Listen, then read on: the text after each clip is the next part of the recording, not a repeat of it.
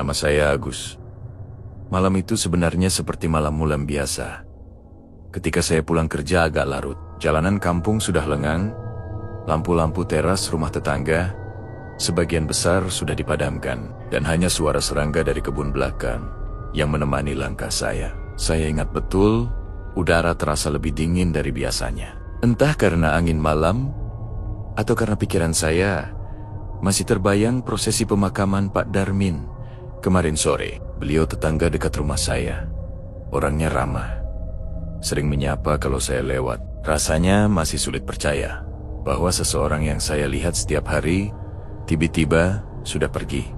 Saat saya membuka pagar rumah, langkah saya sontak terhenti. Di depan rumah berdiri seseorang yang posturnya sangat saya kenal. Seseorang yang seharusnya tidak mungkin berada di sana malam itu. Pak Darmin.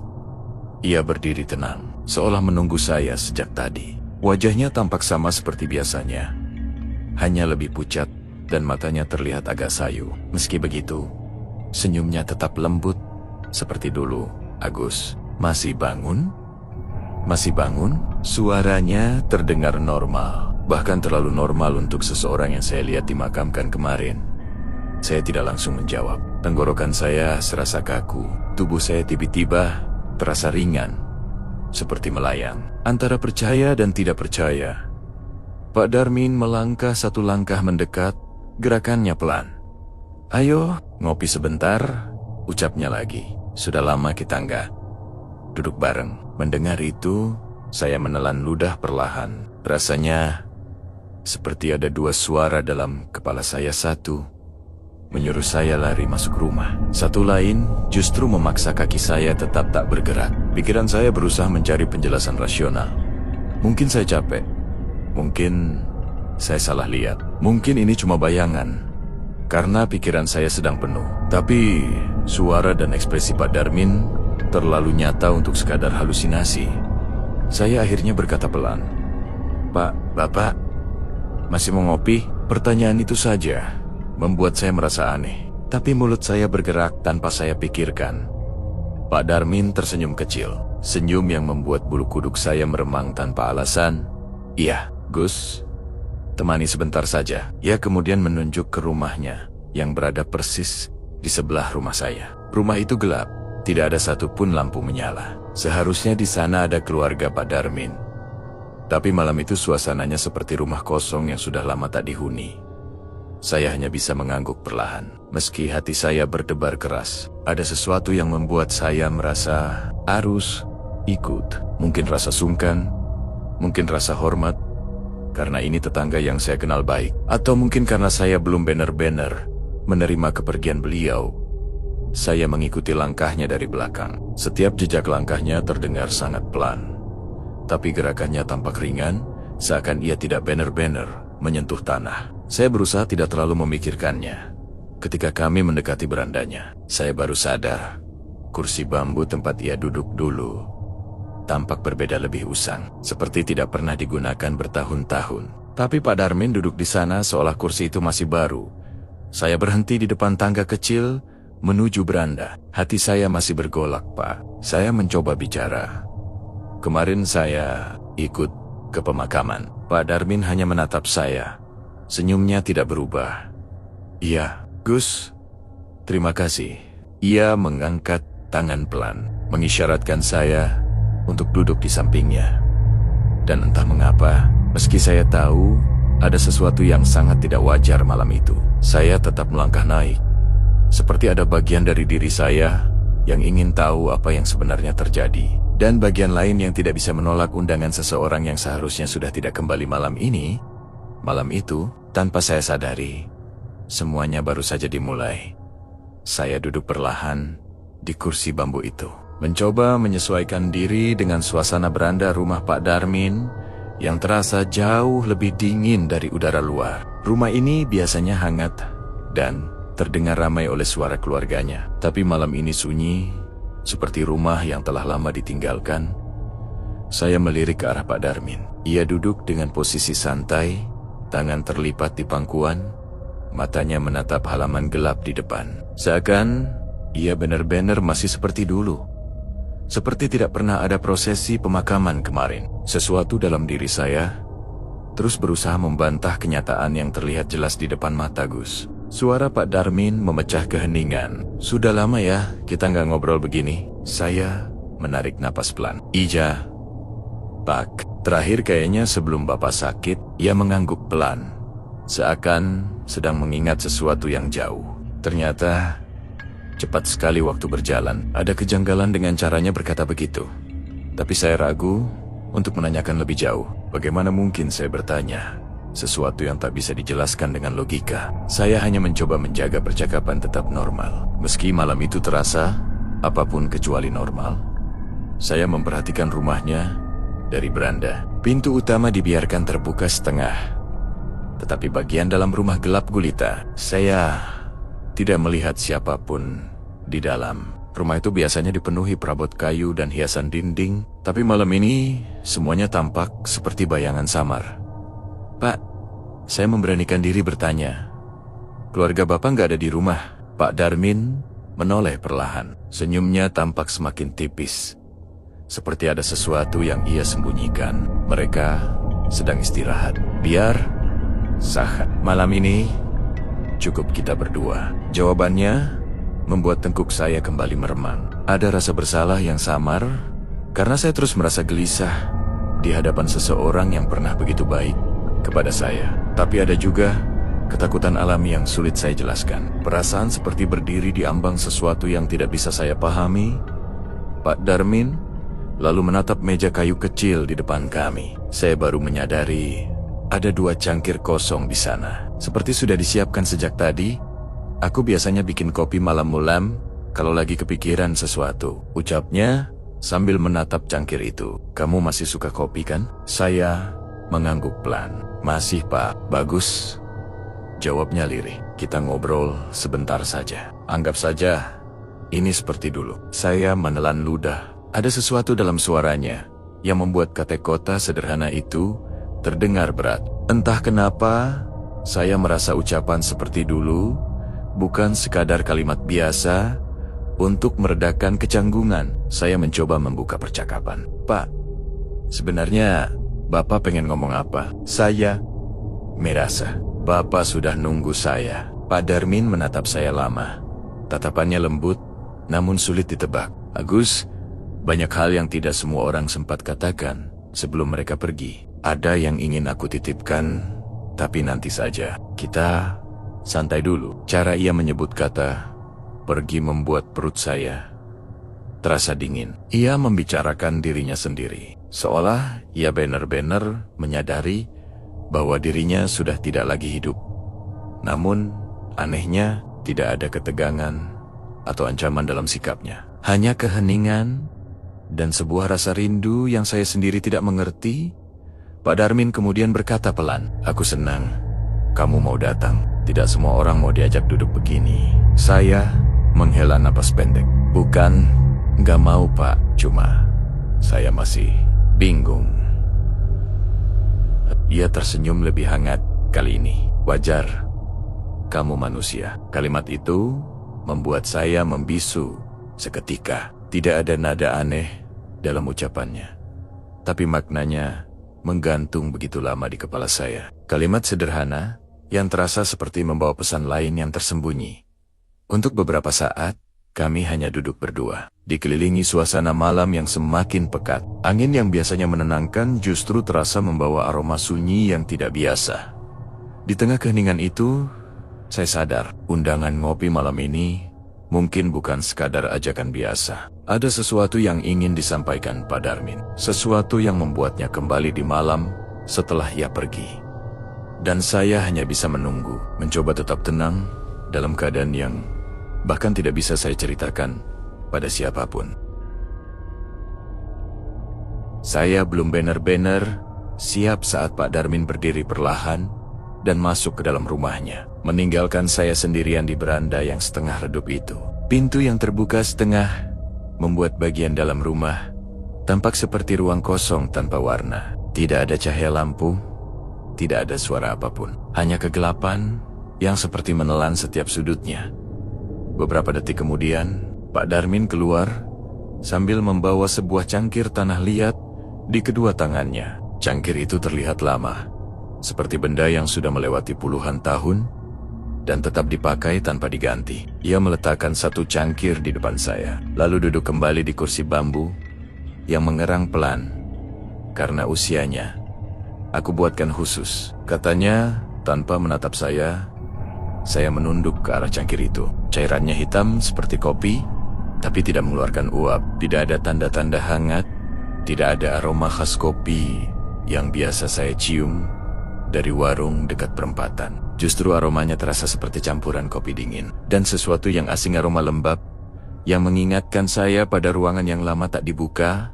Saya berusaha menelan rasa ragu. "Pak, ini kopinya." Pak Darmin menoleh perlahan. "Iya Gus, minum saja, biar kita ngobrol enak." Saya menyentuh cangkir itu dengan ujung jari.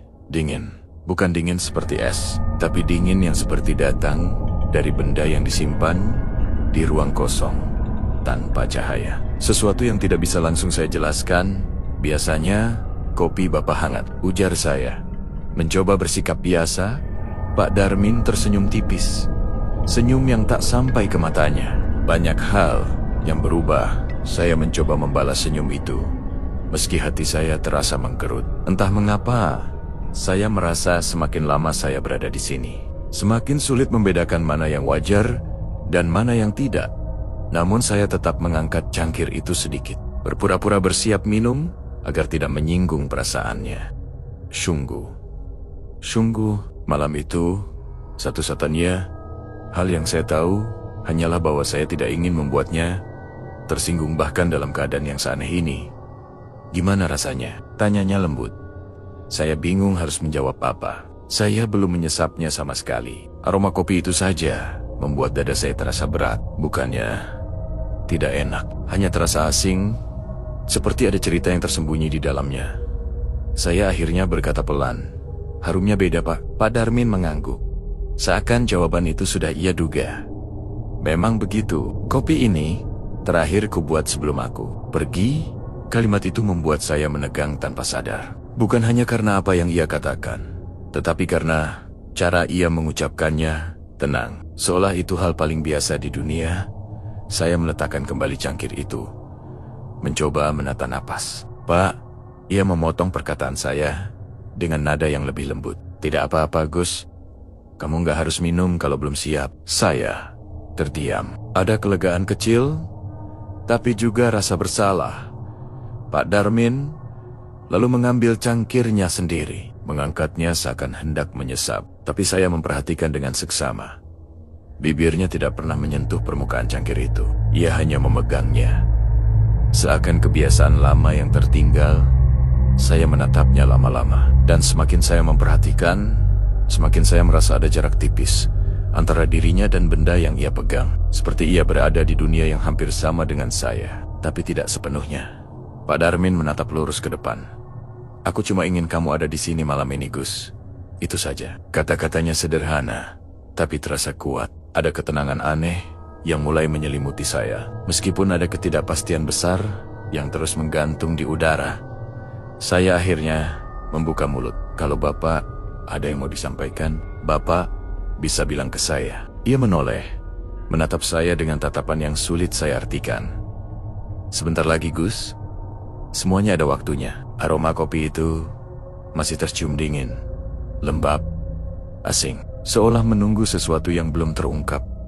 Dan malam itu, saya mulai sadar, kopi bukanlah hal yang penting. Yang penting adalah alasan mengapa seseorang yang telah pergi kembali duduk di beranda rumahnya, memegang cangkir kosong, dan mengajak tetangganya menemani. Ada sesuatu yang menunggu di balik kata-kata Pak Darmin, dan saya belum tahu apakah saya siap mendengarnya. Saya masih menatap cangkir kopi dingin itu, ketika suasana tiba-tiba berubah. Bukan angin, bukan pula karena malam semakin larut. Ada sesuatu yang berubah secara halus, tetapi sangat terasa seperti udara di sekitar beranda ini menjadi lebih berat. Di tengah keheningan itu, terdengar suara dari dalam rumah Pak Darmin. Suara geseran halus, seperti kursi kayu yang dipindahkan sedikit. Bukan keras, hanya samar, tapi cukup jelas. untuk membuat saya menoleh spontan ke arah pintu yang terbuka setengah itu.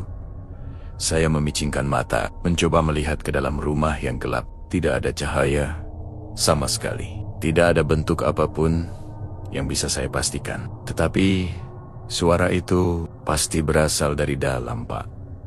Saya berkata pelan, "Rumah Bapak ada siapa?" Pak Darmin tidak langsung menjawab. Ia tetap duduk memandang halaman depan, seolah tidak terganggu oleh suara itu sama sekali.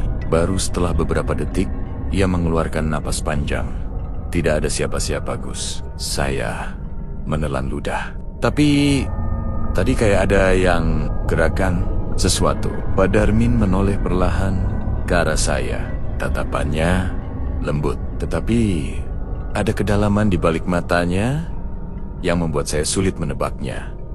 "Rumah ini sudah lama sepi," katanya. "Tapi malam ini mereka ikut mendengar." Saya tidak langsung memahami maksudnya. Mereka, ia tidak menjawab, hanya mengalihkan pandangannya kembali ke gelapnya halaman. Seolah kata itu sudah cukup untuk menjelaskan semuanya. Dan dalam diam itu, suara lain terdengar lagi. Kali ini bukan geseran kursi. Suara langkah pelan, sangat pelan, seperti seseorang berjalan tanpa ingin menimbulkan suara. Jantung saya berdetak lebih cepat. "Pak, ini beneran gak ada orang?" "Bagus," katanya dengan suara pelan, nyaris seperti bisikan. "Tidak semua yang ada dalam rumah ini bisa kau lihat." Saya merinding. Bukan karena ancaman atau sesuatu yang menakutkan secara langsung, tapi karena cara ia mengatakannya begitu tenang, seolah ia sudah terbiasa dengan keberadaan hal-hal yang tidak terlihat itu. Saya menatap pintu itu terus. Rasanya ada sesuatu yang mengintip dari balik kegelapan. Bukan sosok, bukan bayangan, lebih seperti kehadiran. Sensasi halus bahwa seseorang sedang memperhatikan saya. "Pak," saya mencoba bicara lagi. "Kalau memang ada, kenapa mereka diam saja?" Pak Darmin tersenyum kecil. "Karena mereka bukan untuk menakut-nakuti. Mereka anja menjimak." Saya mengerutkan kening. Kata itu menyimak memberi bayangan yang tidak nyaman. Seakan ada banyak telinga dalam kegelapan di balik pintu itu, mendengarkan setiap kata kami, setiap helaan napas saya, setiap detik yang berlalu. Untuk beberapa saat, suasana kembali sunyi. Tapi kini, kesunyian itu bukanlah kesunyian biasa. Saya bisa merasakan sesuatu bergerak di balik dinding, sangat ringan, tapi ada. Dan rumah yang terlihat kosong itu seperti memiliki denyutnya sendiri. Saya menarik napas panjang, mencoba menenangkan pikiran. "Pak, Bapak sendiri nggak takut?" Pak Darmin menoleh pada saya. Senyumnya tampak lebih tulus kali ini. "Agus, kalau kamu sudah melewati apa yang aku lewati, takut itu rasanya beda. Malam tidak lagi menyeramkan, justru tenang." Saya terdiam. Bagaimana mungkin seseorang yang saya lihat dikuburkan kemarin bisa berbicara tentang rasa takut seperti itu? Tapi anehnya, tidak ada satupun kata dari Pak Darmin yang terdengar seperti mengada-ada. Semuanya terasa jujur. Meski tidak masuk akal, suara langkah pelan itu terdengar sekali lagi, lalu menghilang begitu saja. Dan rumah kembali hening, seperti tidak pernah ada suara apapun. Pak Darmin mengangkat cangkirnya, meski saya tahu ia tidak meminumnya. "Gus," katanya, "malam ini aku cuma ingin ditemani, bukan oleh mereka, tapi oleh kamu." Saya menunduk ke cangkir saya sendiri yang masih dingin. Perlahan, pikiran saya mulai mengerti bahwa kehadiran saya di beranda ini bukan kebetulan. Ada sesuatu yang lebih besar menunggu untuk disampaikan, dan entah apapun yang ada di dalam rumah itu. Saya merasa mereka hanya sebagian kecil dari cerita yang belum terungkap. Malam itu, saya mulai sadar bahwa saya tidak hanya menemani Pak Darmin. Saya sedang duduk di perbatasan dua dunia yang tidak pernah saya bayangkan sebelumnya.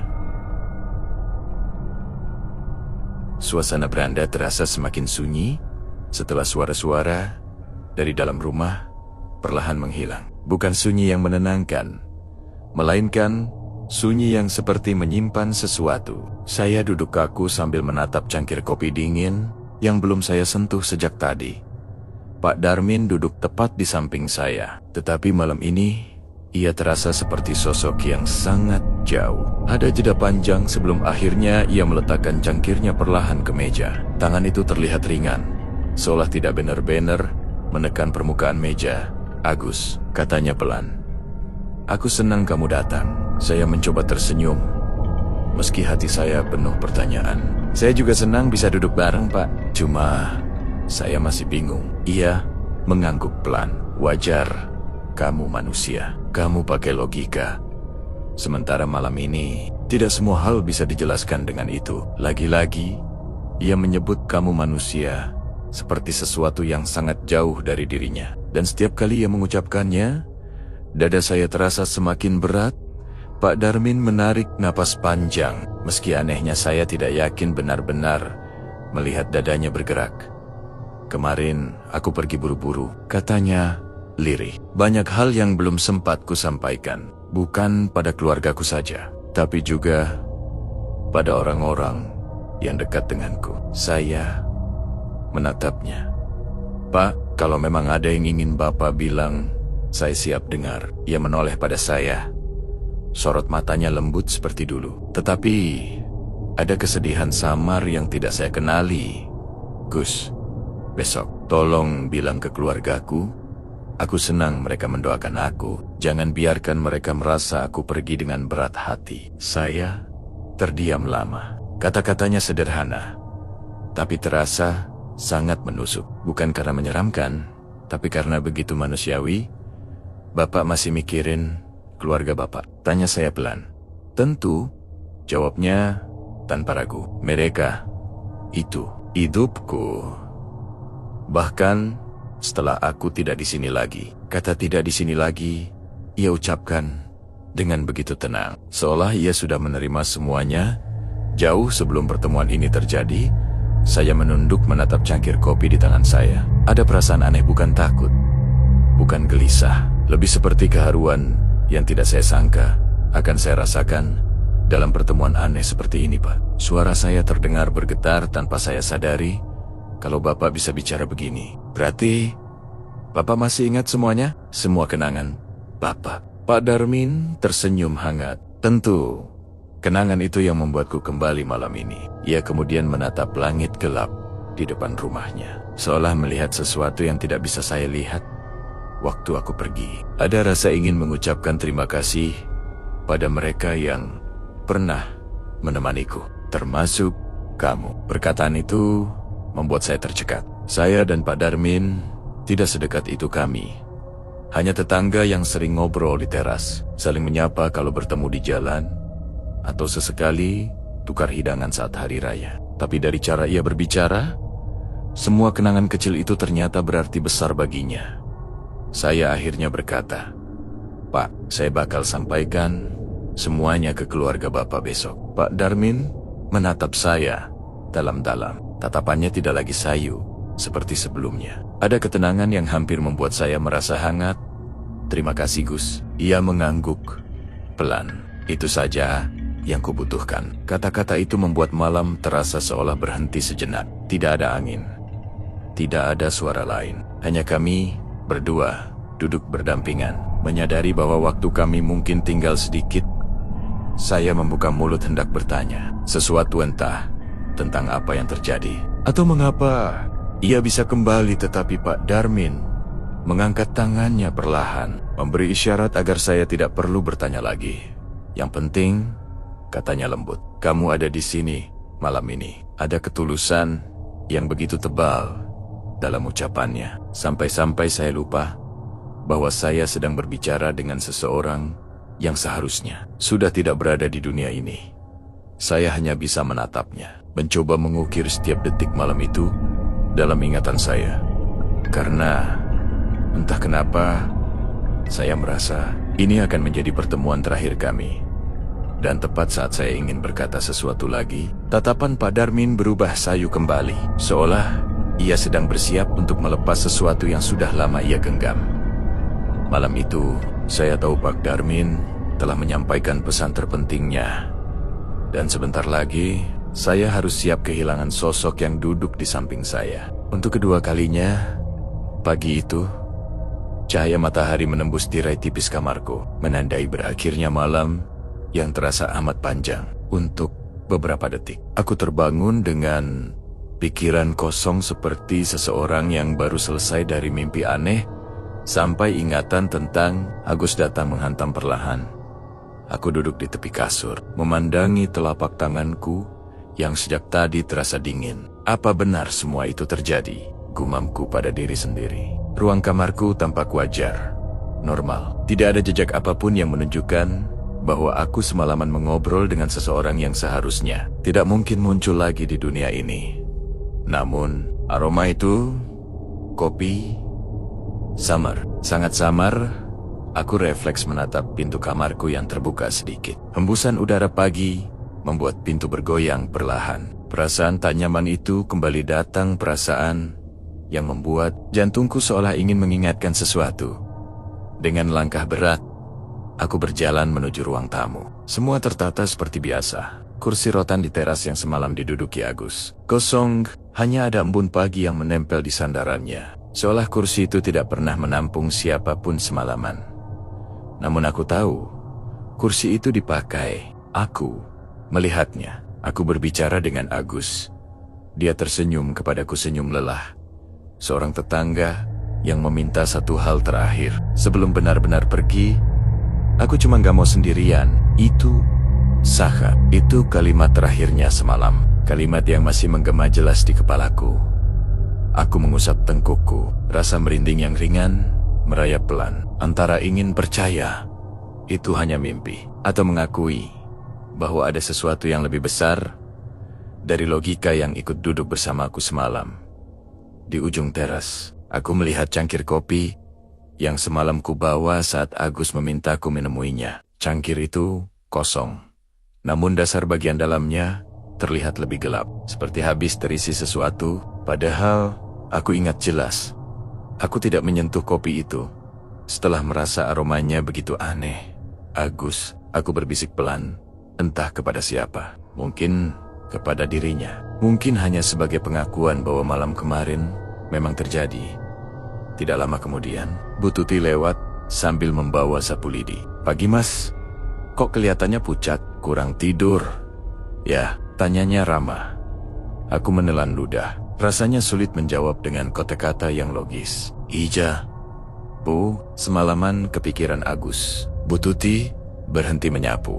"Iya ya, padahal orangnya baik. Semoga tenang di sana." Aku tersenyum kecil, lebih kepada diriku sendiri. "Semoga, Bu." Bu Tuti lalu berjalan pergi, meninggalkan aku sendirian di teras. Angin pagi bertiup lembut, menggerakkan daun-daun mangga di halaman rumah. Agus yang kini sepi. Aku menatap kursi rotan itu. Sekali lagi kursi kosong yang entah mengapa tetap terasa seperti ada seseorang yang baru saja bangkit dari duduknya. "Terima kasih Gus, sudah berpamitan." Tanpa sadar, mataku memandang langit yang cerah. Tidak ada tanda apapun. Tidak ada suara. Tidak ada kehadiran lain. Hanya pagi biasa. Hanya rumah yang kembali sunyi. Tapi sejak hari itu, setiap kali aku mencium aroma kopi, bahkan yang paling umum, sekalipun aku selalu berhenti sejenak, selalu menunggu. Barangkali seseorang sedang lewat, atau duduk di kursi kosong, tak jauh dari tempatku berdiri. Dan setiap pagi, aku diam-diam meninggalkan satu cangkir kopi di teras. Meski aku tahu, tidak akan pernah berkurang isinya. Atau mungkin saja, suatu hari nanti, akan ada tanda halus bahwa Agus masih ingat janjinya.